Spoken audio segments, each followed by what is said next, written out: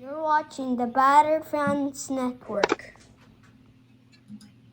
Welcome everybody to episode number 9 of the Battered Heat Fans Podcast. I'm your host Daniel Granat, alongside me, as always, Mr. K. Not Mr. KBD, Mr. Daniel Solana. How are you doing, sir?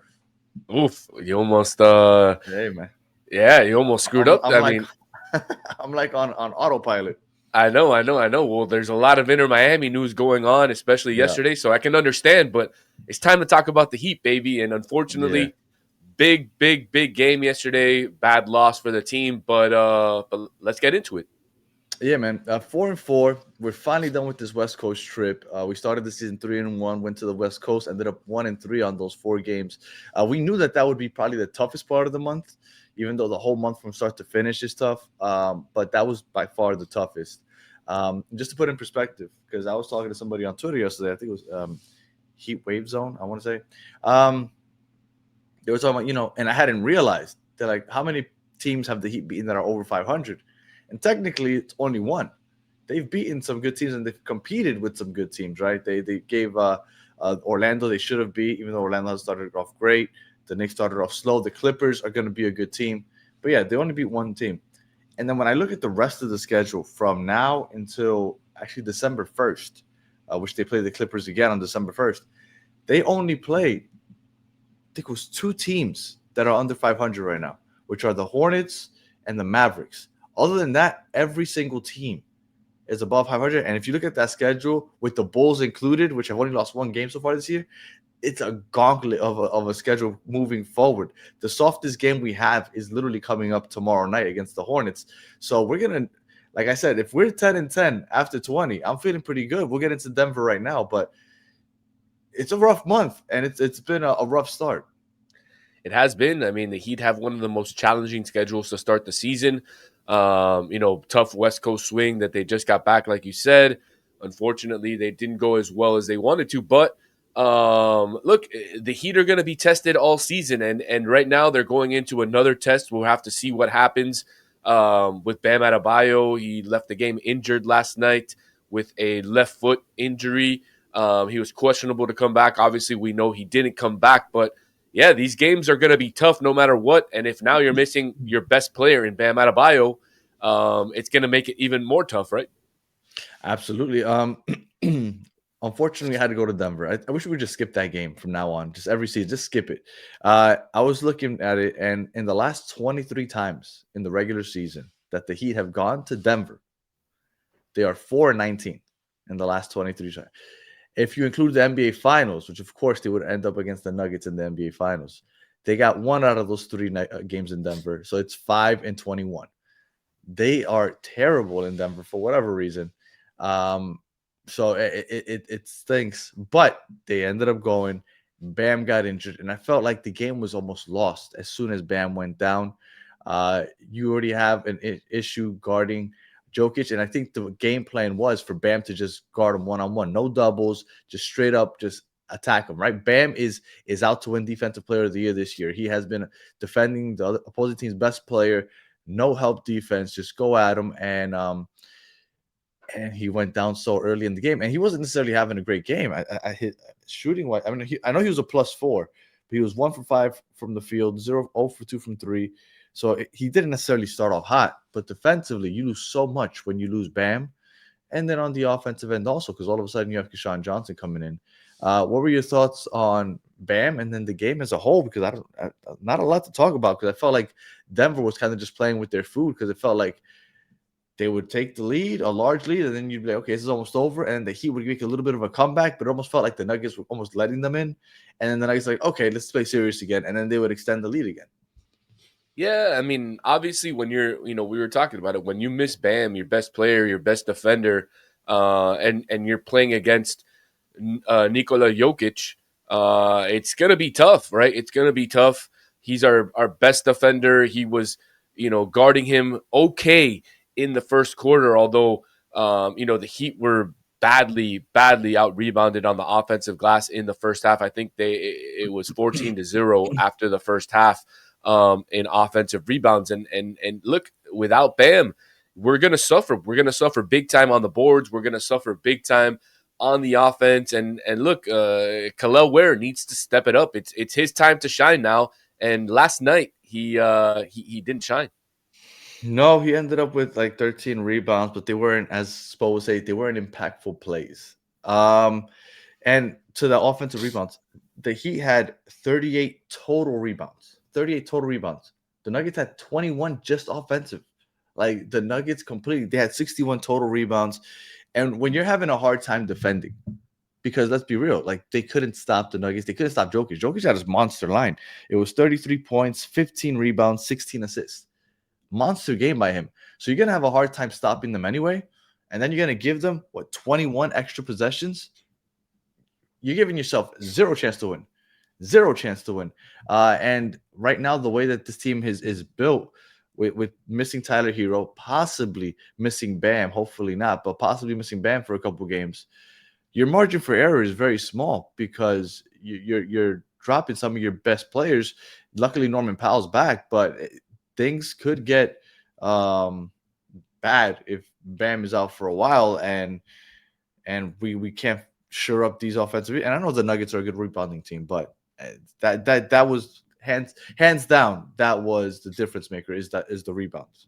Absolutely. I mean, if you go ahead and you look at the stats, Danny, the Heat shot a better field goal percentage than the Nuggets, both on 2 points and 3 points, and they were very close to surpassing the Nuggets number in free throw percentage. And when you start to analyze deeply the numbers, you start looking at field goals, and Denver got 101 field goals up, and the Heat only got 86. That's a difference of 15 field goals, and that was a difference in the game, right? The fact that they out-rebounded Miami by 23 rebounds, on the offensive glass by 16, those are the extra possessions that essentially helped them get over the hump and beat the Heat, because if the Heat were able to rebound, I would have seen them leaving Denver with a win. I mean, it definitely could have been definitely more possible. And having Kashad Johnson out there, I think that this is gonna really gonna highlight the lack of depth that they have at the big man role, because Kashad Johnson looked like Jokic looked like he could just do whatever he wanted once Kashad Johnson got on him, and everybody thought, at least I thought, and I thought that that's what most people said. Precious Achiuwa is going to come back. Like they had to cut him for whatever salary cap reasons, and that they would bring him back. Turns out he signed with the Kings. So what exactly is the plan now? Now I put out there on Twitter, hey, Serge Ibaka is training here in Miami. Everybody's like, oh, you're effing crazy. He's 36 years old.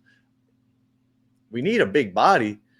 He could shoot a three here and there, and I'm not saying I want him to play every night, but I wouldn't mind having him, because I don't see what other option there are. Like maybe you can think of somebody, but I can't think of any other options. Well, we need somebody for that Kevin Love role, for somebody who sits on the bench and who comes in certain minutes where you need a big body. Unfortunately, the Heat don't have that right now. They only have Kel'el Ware and Bam Adebayo, and like you said last night, Kashad Johnson just got. Yeah, but Jovic is too thin. He can't play the center role. No, he's too thin. He's not strong enough to match up against some of these bigger centers. I think if he would have covered Jokic last night on multiple possessions, he would have got annihilated just as bad as Kashad Johnson. Kashad Johnson, yeah. No, and look, and Serge Ibaka, NBA champion. Like, again, I'm not thrilled. Like, oh my God, he's available. But if Precious Achiuwa isn't an option anymore, I haven't taken a look into see who's available, who's not on the team right now. But Serge Ibaka, if he's really right, because he tweeted like NBA comeback. I don't know if he was joking or not. But if that's real and he's in Miami right now, I don't know. We need a body. We need a body, especially if Bam's out. Any positives to take away from this game? Because Andrew Wiggins, to me, I thought he was being very aggressive. Andrew Wiggins has had a pretty good game. A lot of people looked at him, I think, as the next factor this year. And if he can play the way he has been playing, as aggressively as he's been playing, kind of taking it to the hole, and like I said, just being aggressive on threes. He was 3 for 4 from 3 last night. Like if he could keep going the way he's been going recently, and then you have a healthy Bam and a healthy Tyler, this team is much better than people are giving it credit for. Because I think that people have cooled off on it after the West Coast trip. But you get Andrew Wiggins to play this way, and then you add him with a healthy roster around. I'm not hating the Heat right now. Yeah, I mean, historically, Andrew Wiggins against Denver, at least in his last handful of games, he was averaging around 19 points a game. So the fact that he got 22 last night puts him just above what he was averaging against Denver. And yeah, he's had a pretty positive season so far, understanding and working into his role in Spo's positionless and free flowing offense. And I think he's done a much better job this year of integrating himself into the team than how he came last year. Obviously, coming in at the middle of the season, it's not that easy to work yourself into a team and get ready. But I see him a lot more comfortable this year, and I'm really excited about what Andrew Wiggins is going to offer this team moving forward. Davion Mitchell, 9 assists again, 3 turnovers, which is unlike him, right? Because usually it's 1 turnover, maybe 0 turnover. 3 turnovers. This might be a season high, but still playing very well. Davion Mitchell, Norman Powell doing what he does, even though he was off shooting wise, percentage wise. But Norman Powell is a constant. He started off the game with that 3. You can always count on him. And yeah, man, it's just a forgettable game in the long run. Jaime Jaquez had 21, 9 for 14. Like you said, he'll put up 20 some odd points one night. He'll put up 6 the next. But he knows his role and he's playing it well. Just a rough outing. But overall, West Coast trip. Your thoughts on the West Coast trip?